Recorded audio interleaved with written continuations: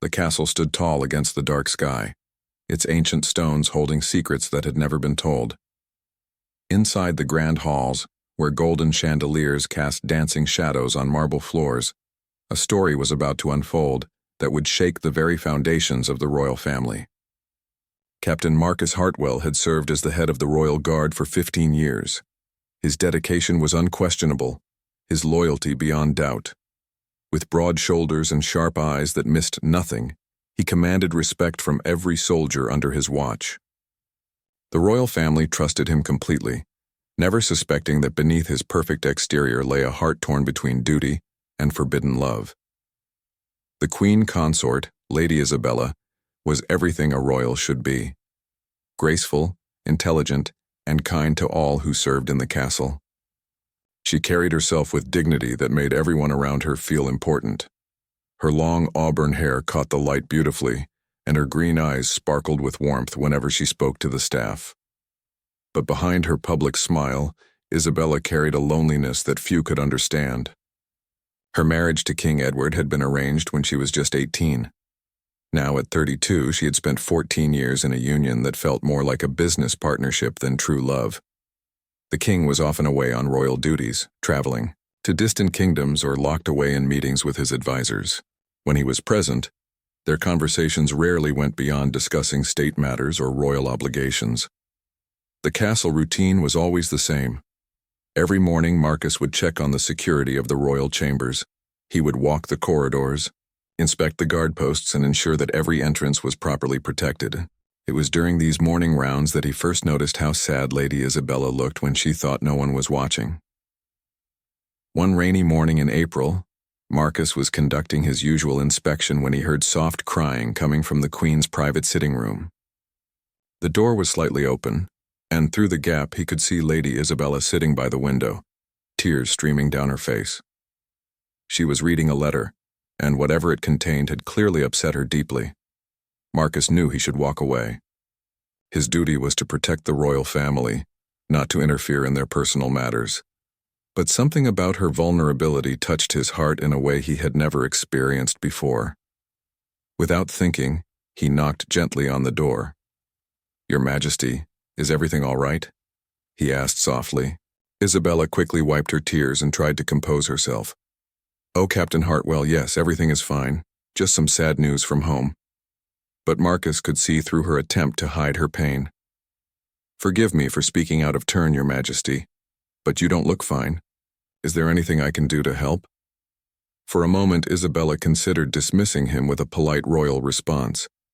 But there was something genuine in his concern that made her pause. She had been surrounded by people who only told her what they thought she wanted to hear for so long that his honest worry felt like a breath of fresh air.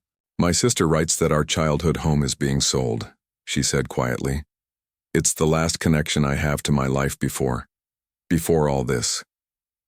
She gestured around the grand room with its expensive furniture and golden decorations. Marcus understood immediately. Despite all the luxury surrounding her, Lady Isabella was homesick for a simpler time when she could be herself without worrying about royal protocol and public expectations. "I grew up on a small farm before joining the Royal Guard," Marcus said, surprising himself with his openness. "I understand what it feels like to miss home." This simple admission created a connection between them that neither had expected. For the first time in years, Isabella felt like someone truly understood her feelings without judging her for them. From that day forward, their interactions became more frequent. Marcus would find reasons to check on the security near her chambers more often. Isabella would ask his opinion on matters that didn't really require his input. They began to have conversations that went beyond the formal exchanges expected between a royal and her guard. These talks started innocently enough. Marcus would tell her stories about his childhood on the farm, describing the simple pleasures of helping with harvest or watching the sunset over the fields. Isabella would share memories of her own youth, when she could run through gardens without worrying about proper posture or royal etiquette. Slowly, what began as friendly conversations evolved into something deeper. They discovered they shared similar values about kindness, honesty, and treating all people with respect regardless of their social position. Marcus admired Isabella's intelligence and compassion. while she appreciated his straightforward nature and genuine care for others. The other guards began to notice that their captain seemed happier lately. He smiled more often and had a spring in his step that hadn't been there before.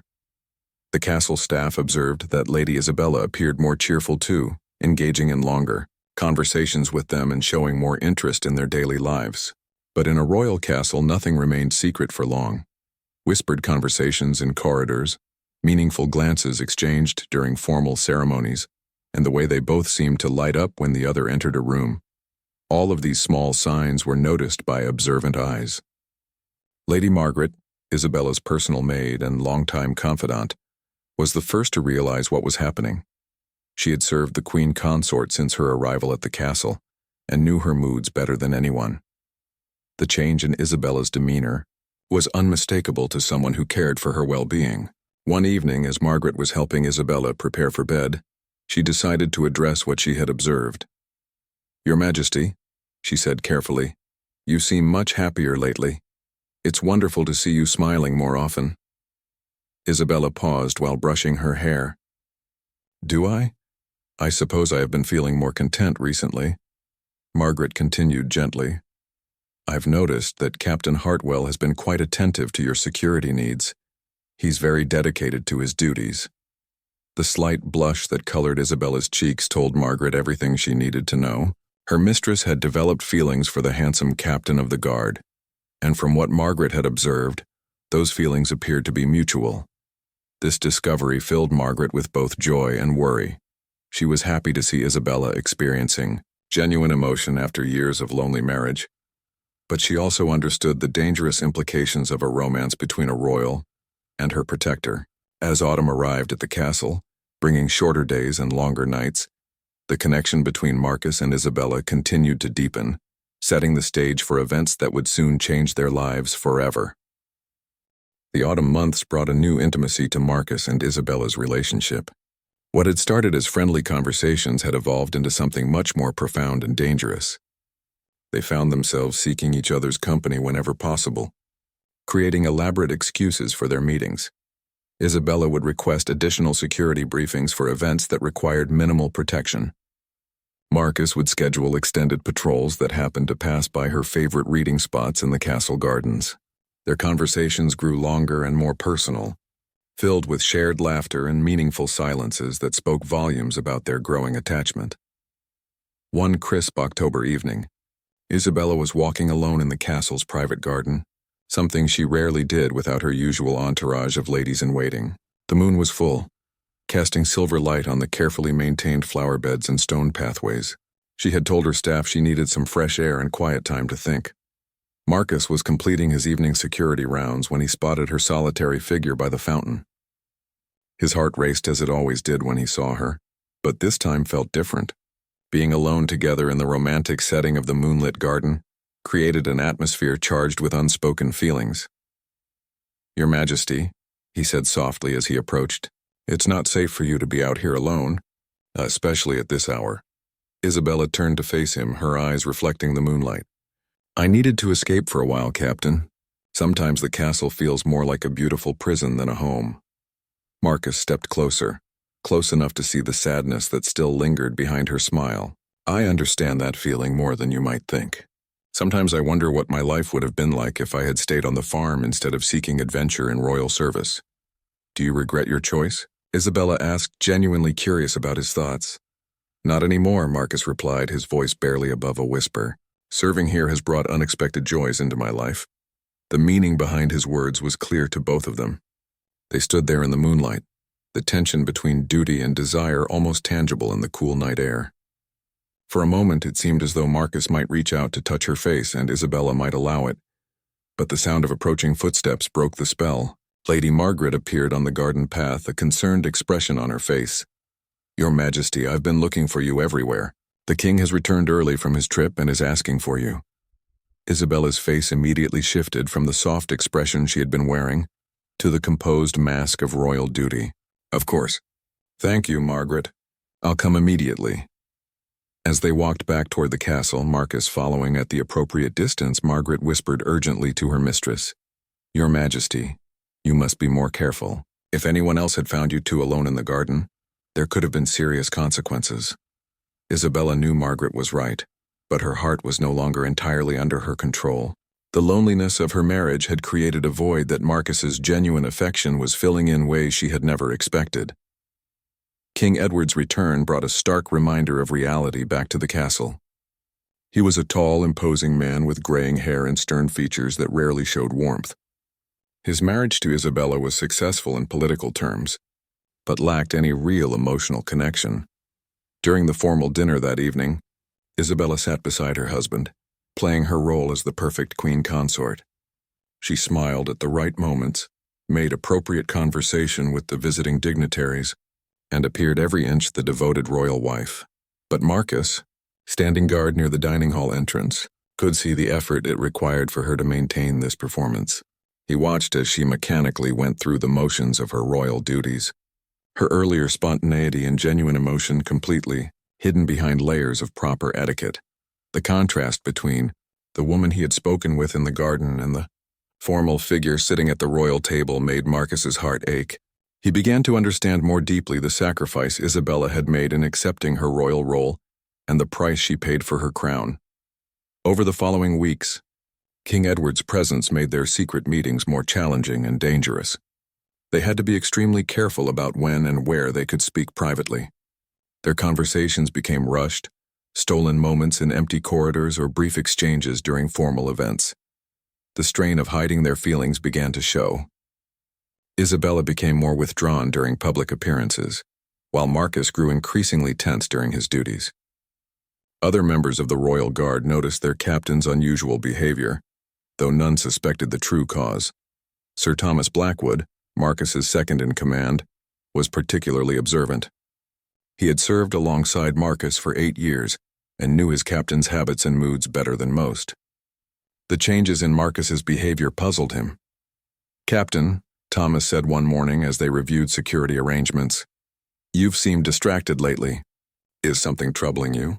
Marcus forced himself to focus on the documents in front of him. "Just concerned about the upcoming state visit. We need to ensure every detail is perfect." But Thomas wasn't convinced. He had noticed how Marcus's eyes often sought out the queen consort during formal events, and how the captain's mood seemed to improve whenever she was present. A suspicion began to form in Thomas's mind, one that made him deeply uncomfortable. Meanwhile, Isabella was struggling with her own internal conflict. Her feelings for Marcus had grown stronger with each passing day, but she was painfully aware of the impossibility of their situation. She was married to the king, bound by vows and duty that could not be broken without destroying everything she had worked to build. During her private moments, Isabella would imagine what life might have been like if she had met Marcus before her royal marriage. She pictured them living simply, perhaps on a farm like the one he had described from his childhood. In these daydreams, she could be herself without the constant weight of royal expectations. But reality always intruded on these fantasies. She was the queen consort and Marcus was her protector. Any relationship between them beyond the professionally appropriate was not just forbidden, it was potentially treasonous. One snowy December evening, as the castle prepared for the annual winter celebration, Isabella made a decision that would change everything. She could no longer bear the torture of loving someone she could never truly have. She decided she would ask for Marcus to be transferred to a distant posting, removing the temptation that was slowly destroying her peace of mind. But before she could act on this decision, fate intervened in a way that would make her carefully laid plans irrelevant. The winter celebration would bring unexpected visitors to the castle, including someone from Isabella's past who would recognize the signs of her forbidden love and threaten to expose everything. As snow began to fall more heavily outside the castle windows, Isabella had no idea that the most dangerous chapter of her secret romance was about to begin. The very thing she was trying to prevent through Marcus's transfer was about to happen anyway, but in a way that would be far more dramatic and consequential than she could have imagined. The stage was set for a confrontation that would test the limits of love, loyalty, and duty in ways that would forever change the lives of everyone involved. The winter celebration at the castle was always the grandest event of the year. Noble families from across the kingdom traveled great distances to attend the festivities, filling the halls with music, laughter, and political intrigue. This year's celebration would prove to be more eventful than anyone anticipated. Among the arriving guests was Duke Roderick Ashford, a childhood friend of Isabella's from before her marriage. Roderick was a sharp-minded man with keen observational skills, qualities that had made him successful in both politics and business. He had always harbored feelings for Isabella, feelings that her royal marriage had forced him to keep buried. When Roderick first saw Isabella at the opening ceremony, he immediately noticed something different about her. There was a glow in her eyes and a warmth in her smile that he hadn't seen since their youth. As someone who had known her before she became royalty, he could detect changes in her demeanor that others might miss. During the grand feast on the celebration's second night, Roderick made it his business to observe Isabella carefully. He watched her interactions with various guests, noting how she carried herself and where her attention seemed to focus. It didn't take long for him to notice that her gaze frequently drifted toward the head of the royal guard. Marcus stood at his usual post near the main entrance, vigilant and professional as always.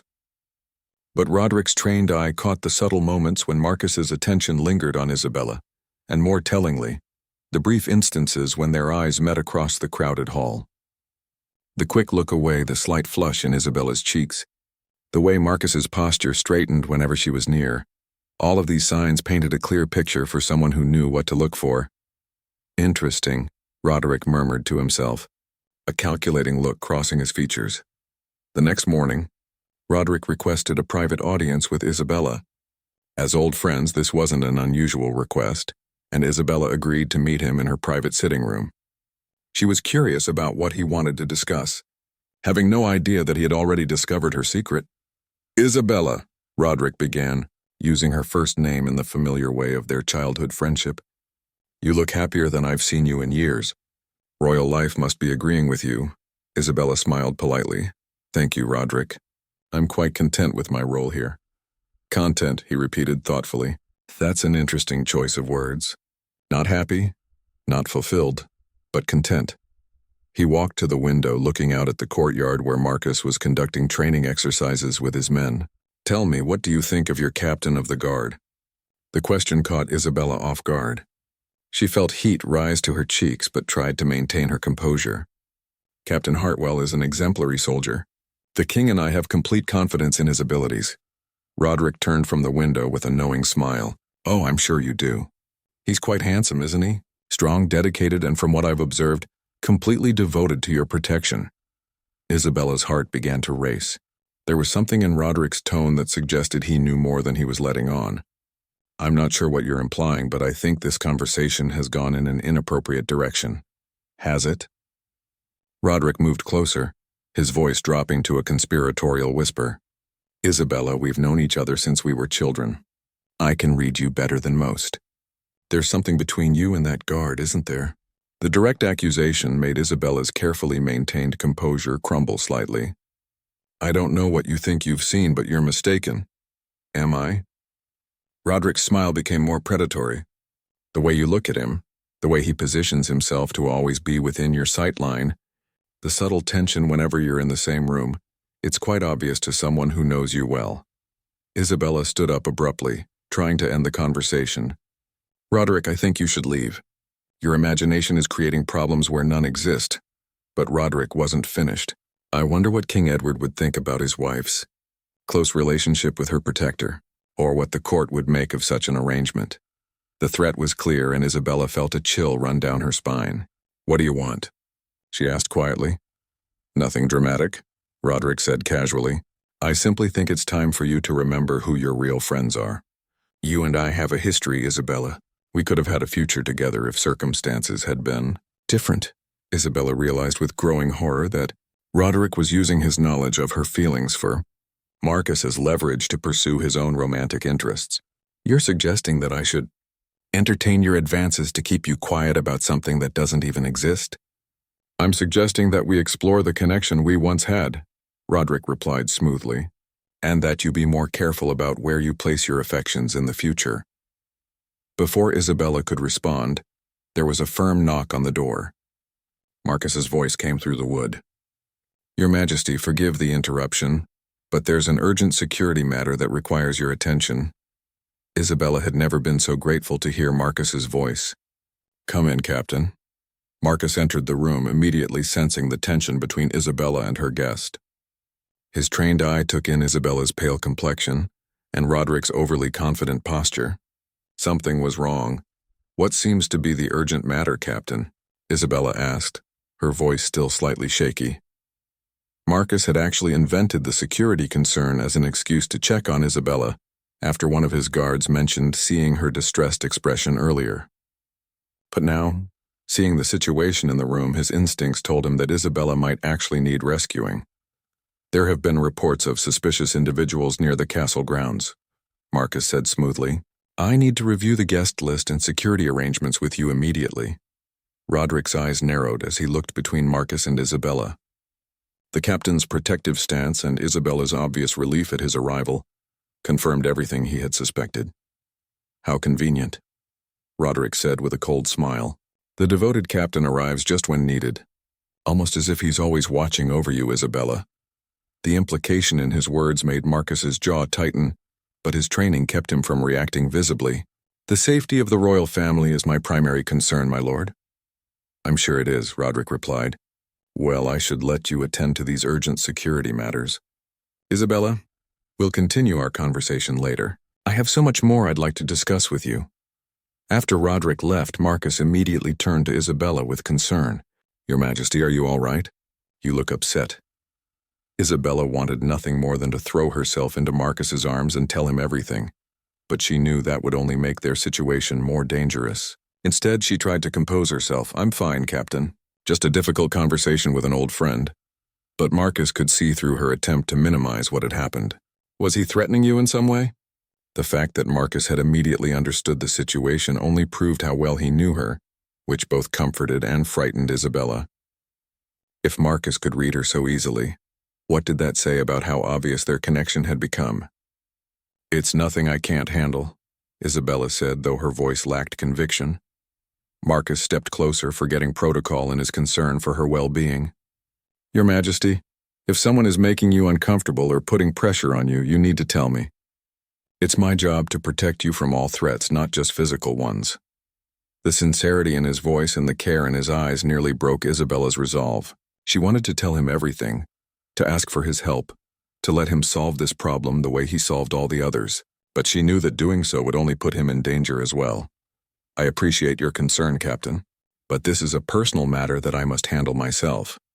As Marcus reluctantly accepted her decision and left the room, Isabella sank into her chair, overwhelmed by the impossible situation Roderick had created. She now faced a choice between betraying her feelings for Marcus or risking exposure of their relationship, with consequences that could destroy both their lives. What Isabella didn't know was that Roderick had no intention of waiting for her decision. He had already begun setting plans in motion that would force the truth into the open, regardless of what she chose to do. Roderick's ultimatum weighed heavily on Isabella's mind as the winter celebration continued. She found herself unable to sleep, lying awake at night worrying about the impossible choice she faced. She could not bring herself to encourage Roderick's advances, but she also could not bear the thought of Marcus being hurt by exposure of their feelings. For 3 days, Isabella avoided being alone with either man. She surrounded herself with her ladies-in-waiting, attended every public event, and made sure she was never in a position where Roderick could corner her for another private conversation. But this strategy could only work for so long. Marcus noticed Isabella's changed behavior immediately. She seemed nervous and distracted, jumping at unexpected sounds and constantly looking over her shoulder. During formal events, he observed her carefully, noting how she seemed to avoid looking in his direction and how she stayed close to other people at all times. On the 4th evening of this tense situation, Marcus made a decision that would change everything. He had noticed that Isabella's windows remained lit far later than usual, suggesting she was having trouble sleeping. As the head of security, he had legitimate reasons to patrol the corridors near the royal chambers, especially with so many visitors in the castle. It was nearly midnight when Marcus made his rounds through the wing housing the royal family's private quarters. The corridor was dimly lit by wall sconces, creating pools of light and shadow along the ornate carpet. As he approached Isabella's chambers, he could hear the soft sound of pacing from within. Marcus stood outside her door for several minutes, debating whether to check on her welfare. His duty as her protector warred with his knowledge that a midnight visit to the Queen's chambers would be highly inappropriate under normal circumstances. But these were not normal circumstances, and his concern for Isabella's obvious distress won out. He knocked softly on the door, quietly enough that it wouldn't wake anyone else but loud enough for Isabella to hear if she was awake. The pacing sound stopped immediately. After a long pause, Isabella's voice came through the door. "Who is it?" "Captain Hartwell, Your Majesty. I noticed your lights were still on and wanted to ensure your safety." Another pause, then the sound of the door being unlocked. Isabella opened it just wide enough to see his face, her own features showing the strain of sleepless nights. "Is everything all right, Your Majesty?" Marcus asked quietly. "You seem troubled." Isabella looked down the corridor to ensure they were alone, then stepped back to allow him into her sitting room. It was a risk, but her need for someone she could trust outweighed her caution. "I haven't been able to sleep," she admitted once the door was closed behind them. "I keep thinking about complications that might arise from the current situation." Marcus understood that she was referring to Roderick's threats, though neither of them could speak openly about the specifics. Sometimes talking through problems can help clarify solutions. Isabella moved to the window, looking out at the snow-covered gardens below. "What would you do if someone threatened something precious to you? Something that brought joy to your life but was also dangerous to possess?"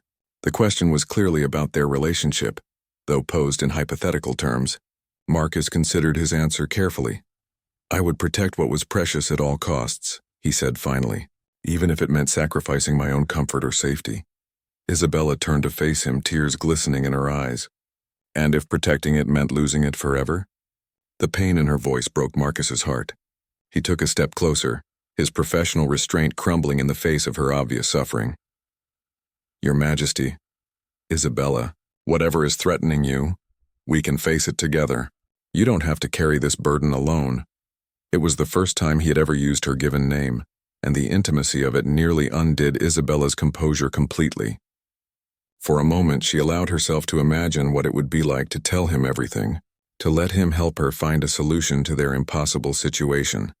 But before she could respond, the sound of footsteps in the corridor froze them both.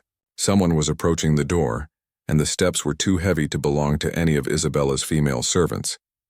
Marcus immediately moved away from Isabella, positioning himself near the door in a stance that suggested he was conducting a routine security check. Isabella quickly composed herself, though her heart was racing with fear about who might be approaching at such a late hour.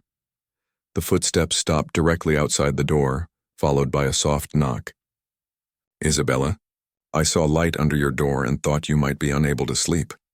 Perhaps we could talk?" It was Roderick's voice, and the timing of his arrival was either coincidental or he had been watching her chambers, waiting for an opportunity to find her alone. Either possibility filled Isabella with dread. Isabella looked at Marcus with panic in her eyes. If Roderick entered the room and found Marcus there, it would provide him with even more evidence to support his accusations. But if she refused to let Roderick in, it might make him more suspicious and aggressive. Marcus made the decision for both of them. Moving quickly but silently, he stepped behind the heavy curtains near the window, concealing himself from view. He gestured for Isabella to answer the door, his hand moving instinctively to the sword at his side. Isabella took a deep breath, smoothed her hair, and opened the door to face Roderick. "Lord Ashford, it's very late for a social call." Roderick stepped into the room without invitation, his eyes immediately scanning the space. "I noticed you seemed distressed during tonight's dinner. As an old friend, I wanted to make sure you were well." "I'm fine, just having trouble sleeping," Isabella replied, trying to keep her voice steady. "But this is hardly an appropriate time for conversation." Roderick moved further into the room, and Isabella's heart nearly stopped when he began walking toward the window where Marcus was hidden. "You know, Isabella, I've been thinking about our conversation the other day, about the choices we make and the consequences that follow." He stopped just a few feet from the curtains, turning to face Isabella with a cold smile. "I've decided that waiting for your decision is unnecessary. Tomorrow I plan to have a very interesting conversation with King Edward about castle security and the unusual dedication of certain guards." The threat was clear and immediate. Isabella felt her world crashing down around her. Roderick, please. Whatever you think you know, you're mistaken. Am I? Roderick moved closer to the window, and Isabella was certain he was about to discover Marcus's hiding place. We'll see what the king thinks about that. But at that moment, a commotion erupted in the corridor outside. Shouts and running footsteps echoed through the halls, followed by the sound of alarm bells. Both Isabella and Roderick turned toward the door in surprise. Marcus emerged from behind the curtains, his training taking over despite the compromising situation. Your Majesty, stay here. I need to investigate the disturbance. Roderick's eyes widened with triumph at seeing Marcus appear from his hiding place. Well. How interesting that the captain of the guard was concealed in the Queen's chambers at midnight. But Marcus ignored Roderick's gloating. His attention focused on the continuing sounds of alarm from outside. Your Majesty, lock the door behind me and don't open it for anyone except the king or myself. As Marcus rushed from the room to deal with whatever emergency was unfolding, Isabella and Roderick were left alone together.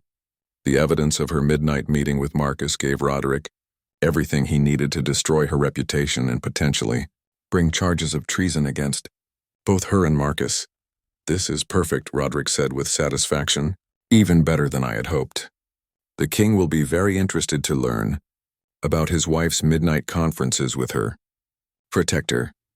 Isabella realized with growing horror that the emergency outside might have been a blessing in disguise for Roderick, providing him with irrefutable proof of inappropriate conduct.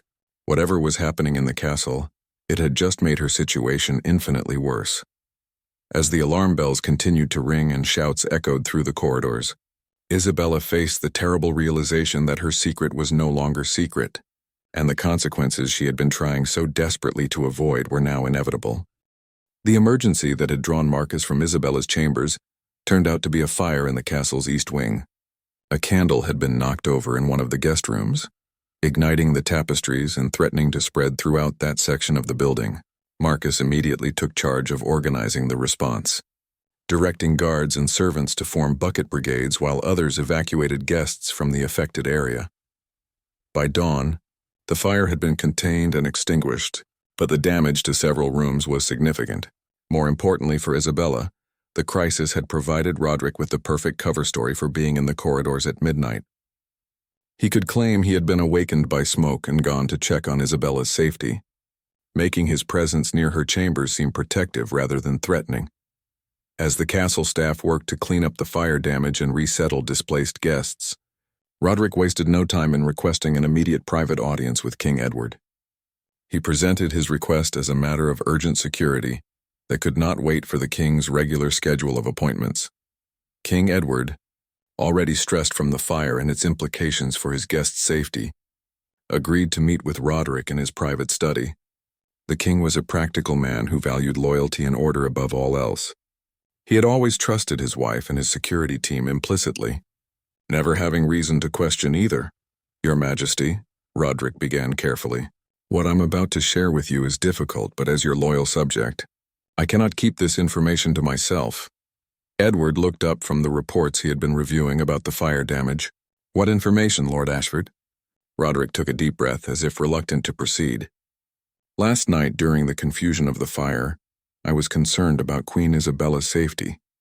When I went to check on her, I discovered Captain Hartwell emerging from her private chambers at well past midnight. The king's expression didn't change immediately, but his hand stopped moving across the document he had been signing. I'm not sure I understand what you're suggesting. I'm not suggesting anything, Your Majesty. I'm reporting what I witnessed. The captain was hidden behind the curtains in the Queen's sitting room when I arrived. They were alone together, and it was clear this was not the first time such a meeting had occurred. Edward set down his pen and looked directly at Roderick. Those are very serious accusations, Lord Ashford. Are you certain about what you saw? Completely certain, Your Majesty. I understand how disturbing this must be, but I felt you needed to know immediately. The king was quiet for a long moment, processing the implications of what Roderick had told him. Edward was not a man given to emotional outbursts, but the suggestion that his wife was conducting secret meetings with another man struck at the very foundation of his trust and authority. What exactly did you observe about their behavior toward each other? Edward asked, his voice carefully controlled. Roderick had prepared for this question. Throughout the winter celebration, I noticed unusual attention between them. Meaningful glances, the way they positioned themselves to always be aware of each other's location, and a familiarity in their interactions that goes beyond what would be appropriate between a royal and her guard. Each detail Roderick provided was technically accurate, though he presented them in the most damning light possible. The king's face grew increasingly stern as he listened. "I see," Edward said finally. "And you believe this has been going on for some time?" "I suspect so, Your Majesty." The level of comfort they displayed suggests an established relationship rather than a recent development. Meanwhile, Isabella was in her chambers, trying to process the events of the previous night. Margaret had arrived early with breakfast and news about the fire. But Isabella could barely focus on anything except her fear about what Roderick might do with the evidence he had witnessed. "Your Majesty, you look terrible," Margaret said with concern. "Did the noise from the fire keep you awake?" Isabella almost laughed at the irony of the question. If only sleeplessness from noise had been her only problem. "I'm just worried about the guests who were displaced by the fire." But Margaret could see that something more serious was troubling her mistress. After years of service, she had developed an instinct for Isabella's moods that went beyond what was visible on the surface. "Is there something else bothering you?" "You've seemed anxious for several days now." Isabella longed to confide in Margaret, but involving her loyal maid in this dangerous situation would only put another person at risk. "I'm fine, Margaret. Just tired." At that moment, a knock on the door interrupted their conversation. One of the king's personal servants entered with a formal summons. "Your Majesty, the king requests your immediate presence in his private study. He says it's a matter of great urgency." Isabella's blood turned cold. The formal tone and the urgency of the request could only mean one thing. Roderick had already spoken to Edward. She felt as though she were walking to her own execution as she made her way through the castle corridors toward her husband's study. King Edward was standing with his back to the door when Isabella entered, looking out the window at the courtyard below. His posture was rigid and he didn't turn to greet her as he normally would. "You wanted to see me, Your Majesty?" Isabella said, trying to keep her voice steady. Edward finally turned to face her, his expression unreadable. "I've received some disturbing information about your conduct, Isabella. I want to give you the opportunity to explain before I take any action." Isabella's heart was pounding so hard she was sure Edward could hear it. "What kind of information?" "Lord Ashford has reported that you were conducting secret meetings with Captain Hartwell. He claims to have witnessed the captain hidden in your chambers at midnight, and that this appears to be part of an ongoing, inappropriate relationship." The direct accusation hit Isabella like a physical blow. She had known this moment might come, but the reality of facing it was more terrifying than she had imagined. "What exactly are you asking me?" Isabella said, stalling for time while her mind raced to find a response that might minimize the damage. "I'm asking if you have been meeting privately with Captain Hartwell in ways that go beyond his official duties. I'm asking if you have developed feelings for him that are inappropriate for a married woman and a queen." The weight of the moment hung between them. Isabella realized that this was likely her last chance to deny everything, to claim that Roderick had misunderstood an innocent situation. She could try to protect both herself and Marcus by insisting that nothing inappropriate had occurred. But as she looked at her husband's face, Isabella saw something that surprised her. Beneath the stern exterior and the formal questioning, she detected a sadness that suggested Edward already knew the truth. Perhaps he had seen the same signs that Roderick had noticed, or perhaps he simply knew her well enough to read the answer in her expression. "Edward," she said quietly, using his first name instead of his title, "what do you want me to say?" The king's shoulders sagged slightly as if her use of his personal name had confirmed his worst fears. "I want you to tell me the truth, Isabella.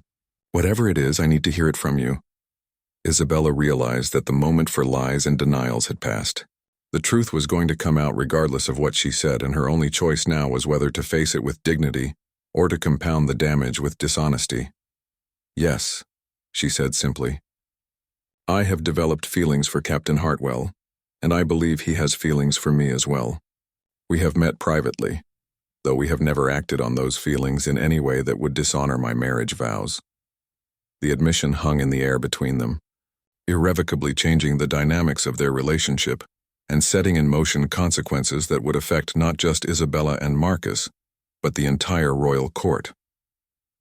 King Edward stood in silence for what felt like an eternity after Isabella's confession. When he finally spoke, his voice was quieter than she had expected. "I see," he said, moving to sit behind his desk. "Thank you for your honesty." Isabella had braced herself for anger, for shouting, for immediate punishment. The king's calm reaction was somehow more unsettling than rage would have been. "What happens now?" she asked, her voice barely above a whisper. Edward looked at his wife with an expression that mixed disappointment with something that might have been understanding. "That depends on several factors. The most immediate concern is Captain Hartwell. He will need to be questioned and likely removed from his position." Isabella's heart clenched with fear for Marcus's safety. "Edward, please understand that he never pursued me inappropriately. If anything, I was the one who—" "Isabella," the king interrupted gently, "you don't need to protect him by taking all the blame.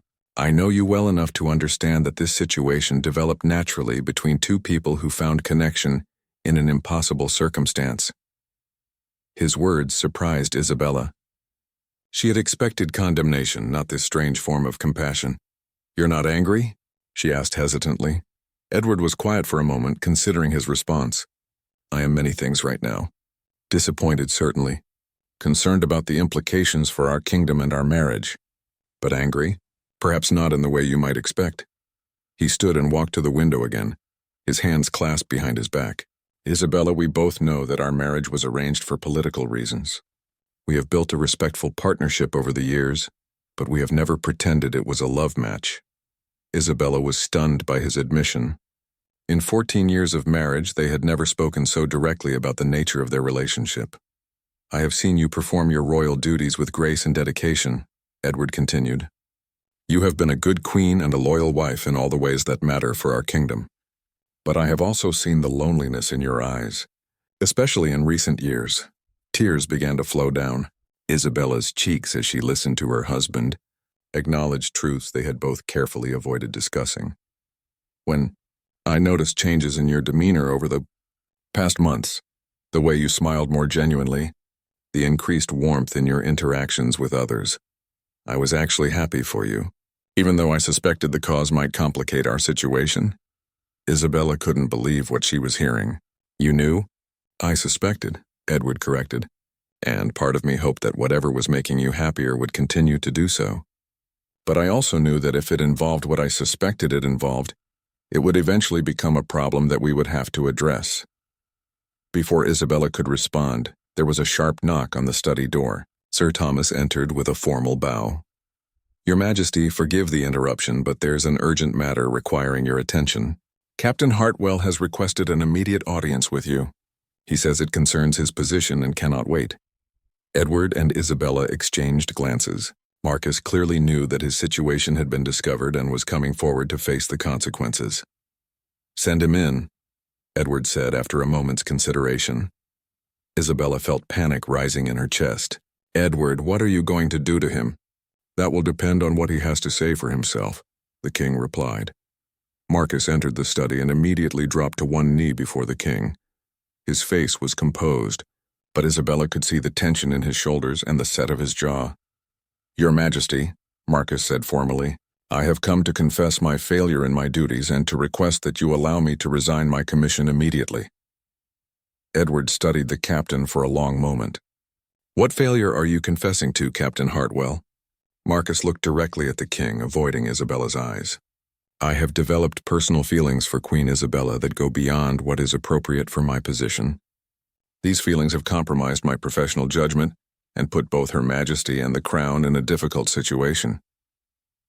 Isabella was impressed by Marcus's direct honesty, even as she feared for what it might cost him. "I see," Edward said. "And how long have these feelings existed?" "Several months, Your Majesty. I have struggled to maintain proper boundaries, but I have failed in that struggle. Have you acted on these feelings in any way that would constitute a breach of trust or honor?" Marcus paused, clearly weighing his words carefully. "I have engaged in private conversations with Her Majesty that went beyond official business. We have shared personal thoughts and feelings in ways that were inappropriate given our positions. But I swear to you that I have never dishonored Her Majesty or your marriage in any physical way." Edward nodded slowly. I believe you, Captain. Your service record and character suggest that you would not cross certain lines, regardless of your personal feelings. Marcus looked surprised by the king's measured response. Your Majesty, I am prepared to accept whatever punishment you deem appropriate. I only ask that you not hold Queen Isabella responsible for my failure to maintain proper distance. Captain, Edward said, you are both adults who found yourselves in an emotionally complex situation. While your conduct was inappropriate, I do not believe either of you set out to deceive or betray anyone. Isabella watched in amazement as her husband demonstrated a wisdom and fairness she had not expected. But she also knew that regardless of Edward's personal understanding, there would be practical consequences that could not be avoided. However, Edward continued, the reality is that your position here is no longer tenable. Lord Ashford has made accusations that, while they may be motivated by his own agenda, are essentially accurate. If this situation becomes public knowledge, it could damage both the Queen's reputation and the stability of the kingdom. Marcus straightened his shoulders, accepting the inevitable. I understand, Your Majesty. I am prepared to leave immediately. The question, Edward said, looking between Marcus and Isabella, is how we handle this situation in a way that minimizes damage to all involved, while still addressing the breach of protocol that has occurred. Isabella realized that her husband was not just punishing them, but actually trying to find a solution that would protect everyone as much as possible. It was a side of Edward she had never seen before, and it filled her with both gratitude and sadness for what their marriage might have been under different circumstances. I have a proposal, Edward said finally, but it will require sacrifice from both of you, and it will mean that your current relationship, whatever form it has taken, must end permanently. Isabella and Marcus exchanged glances for the first time since he had entered the room, both wondering what the king had in mind, and whether they would be able to accept the price of his protection. The tension in the room was palpable as they waited to hear what Edward would propose, knowing that their response would determine not just their own fates, but the future of everyone they cared about. King Edward moved to his desk and pulled out a map of the kingdom, spreading it across the surface. His finger traced along the northern border, stopping at a region marked with forests and mountains. The northern territories have been requesting additional military support to help secure the border against raiders, Edward began. It's dangerous work but necessary for the kingdom's security. Captain Hartwell, I am offering you a choice. Marcus stepped closer to examine the map, his expression serious as he understood the implications. You can accept a promotion to colonel and take command of the northern garrison, Edward continued. It would be a significant advancement in rank and responsibility, but it would also mean leaving the capital permanently. The posting would last a minimum of 5 years, possibly longer. Isabella felt her heart break as she realized what Edward was proposing. It was simultaneously generous and cruel, saving Marcus from disgrace while ensuring that she would never see him again. The alternative, Edward said, looking directly at Marcus, is that I strip you of your commission immediately and ban you from royal service. You would leave the castle in disgrace, with no prospects for military advancement and a reputation that would make finding other employment difficult. Marcus straightened his shoulders, understanding the choice clearly. The northern posting, Your Majesty. I accept gratefully. Edward nodded with what might have been respect. I thought you would. You're a good soldier, Marcus, and despite this situation, I believe you're an honorable man. The northern territories will benefit from your leadership. Isabella wanted to protest, to argue that the punishment was too severe, but she knew that Edward was actually protecting Marcus by giving him an honorable way out. Many kings would have had him executed for the mere suspicion of impropriety with the Queen. As for you, Isabella, Edward continued, turning to his wife, we need to address the damage that Lord Ashford's accusations might cause if they become public knowledge. Isabella nodded, prepared for whatever consequences she would face. I propose that we make a public announcement about Captain Hartwell's promotion and transfer, praising his exemplary service and presenting his new posting as a reward for his dedication. This will make it appear that his departure is an honor, rather than a punishment. The king's political wisdom was evident in this strategy. By publicly celebrating Marcus's departure, they would undermine any attempts by Roderick to portray it as suspicious. Additionally, Edward said, We will need to make changes to your security arrangements and daily routines to ensure that such a situation cannot arise again. Your new head of guard will be Sir Thomas, who is married and has served the crown faithfully for many years. Isabella understood that these changes were necessary, but they felt like additional layers of isolation being added to her already lonely existence. There is one more thing, Edward said, his voice becoming more personal. Isabella, our marriage will continue, and you will continue to fulfill your role as queen. But I think it's time we had an honest conversation about what that means for both of us. Isabella looked at her husband with surprise. After 14 years of careful politeness, he seemed ready to acknowledge truths they had both been avoiding. I know that I have not been the husband you might have hoped for, Edward said quietly. My dedication to the kingdom has often come at the expense of our personal relationship. Perhaps if I had paid more attention to your emotional needs, this situation might not have developed. Isabella was stunned by this admission of responsibility from the king. Edward, you don't need to blame yourself for my choices, don't I? Edward asked. A marriage, even an arranged one, requires effort from both partners. I have given you my respect and my trust, but I have not given you much of my time or attention. It's understandable that you would find connection elsewhere when it was offered with genuine feeling. The conversation was unlike any they had ever had, stripping away years of formal politeness to reveal honest emotions underneath. What are you saying? Isabella asked. I'm saying that perhaps we can build something better together, now that we've acknowledged what was missing. I'm willing to try to be more than just your king and political partner, if you're willing to try to rebuild what we have. Marcus listened to this exchange with mixed emotions. He was relieved that Isabella would not face severe punishment, but hearing the king offer her the emotional connection she had been seeking elsewhere was painful in ways he hadn't expected. Your Majesty, Marcus said, if I may, I want you to know that Queen Isabella has always spoken of you with respect and loyalty. Whatever feelings developed between us, she never betrayed her commitment to you or to the kingdom.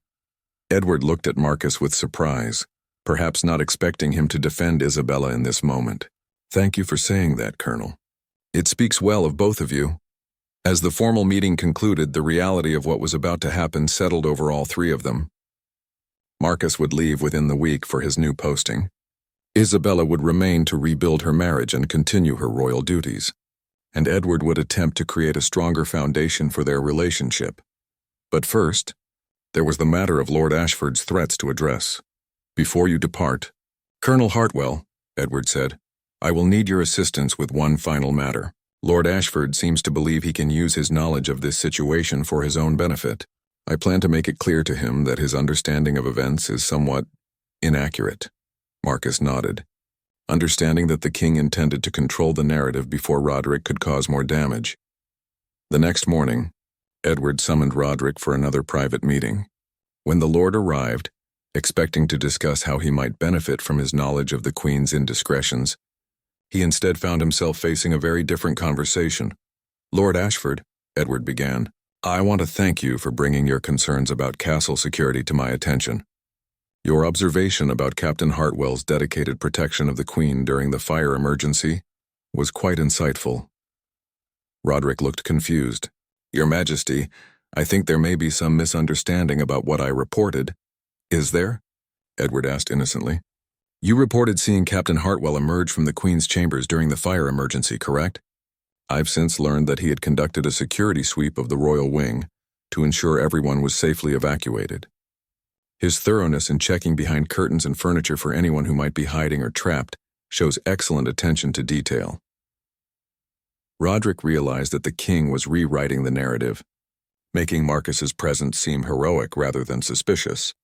Your Majesty, that wasn't exactly how I interpreted the situation. Well, interpretations can vary, Edward said smoothly.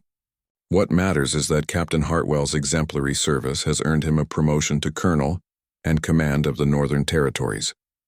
We'll be announcing his advancement at tonight's farewell ceremony.